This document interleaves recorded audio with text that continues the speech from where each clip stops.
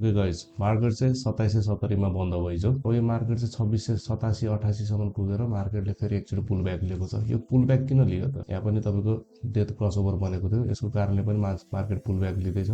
र यहाँ free white soldier भनेको थियो। फ्री व्हाइट सोल्जरले के डिनोट गर्छ? मार्केट केही दिनको लागि चाहिँ कन्सोलिडेट भएर एउटै फेजमा कारोबार भइरहेको छ है भनेर डिनोट गर्छ। अब यसलाई तपाईँले बोलिङ्गर ब्यान्डमा हेर्नुहुन्छ भने पनि बोलिङ्गर ब्यान्डको यो मिड रेन्जमा चाहिँ यसले काम गरिरहेछ। जुन यो मिडल ब्यान्डमा छ यसमै यो कन्सोलिडेट भएर बसिरहेको छ। मार्केटमा अब कसरी ट्रेड गर्ने त? यदि तपाईँले केही किन्नु छ भने मार्केटमा अब तपाईँले त्यो होल्ड गर्ने कि सेल गर्ने त? अब तपाईँले मार्केटमा कति बेलासम्म होल्ड हुन्छ? तपाईँको यो 200 मुभिङ एभरेज छ जति पनि 200 मुभिङ एभरेज भनेको यसको major moving average. Major moving average भइसकेपछि चाहिँ तपाईँले यो 200 मुभिङ एभरेजसम्म जबसम्म तपाईँको यो तलतिर आउँदैन तबसम्म तपाईँले आफ्नो किनिसकेको हुनुहुन्छ भने त्यो सेयर चाहिँ तपाईँले होल्ड गरेर बस्नु पर्यो। अहिले फालेर काम छैन। अब जब तपाईँको यो 200 मुभिङ एभरेज भन्दा तलतिर यो डेली क्यान्डल क्लोज हुन्छ, डेली क्यान्डल क्लोज भएपछि चाहिँ तपाईँले चाहिँ अब आफ्नो केही भएको सेयरहरू चाहिँ अब मार्केटबाट हटाउँदै जानुपर्ने हुनेछ। त्यसलाई चाहिँ रिस्क म्यानेजमेन्ट भन्छ। यदि तपाईँले अब किन्ने सोचमा हुनुहुन्छ भने चाहिँ किन्ने सोच भनेको तपाईँको लेभल पनि यही हो। मेजर लेभल भनेको तपाईँको 2589 मेजर सपोर्टको रोल गर्छ यसले।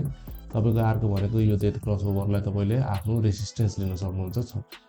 रेसिस्टेन्स भनेको तपाईँको 27 को रेसिस्टेन्स छ। योभन्दा माथि तपाईँको क्यान्डल क्लोज भयो भने चाहिँ अब तपाईँको हाम्रो अर्को टार्गेट भनेको 2800 सम्मको टार्गेट हुनसक्छ। त्यो चाहिँ हाम्रो अर्को रेसिस्टेन्स 2800 को टार्गेट हुनसक्छ।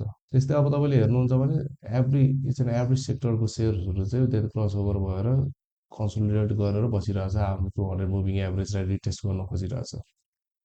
त्यही भएर मार्केट सर्ट टर्मको लागि विकनेस देखाए तापनि यो 200 मुभिङ एभरेजबाट चाहिँ तपाईँको बाउन्स ब्याक हुन चान्स पनि छ है, तर यदि भोल्युम राम्रो छ भने।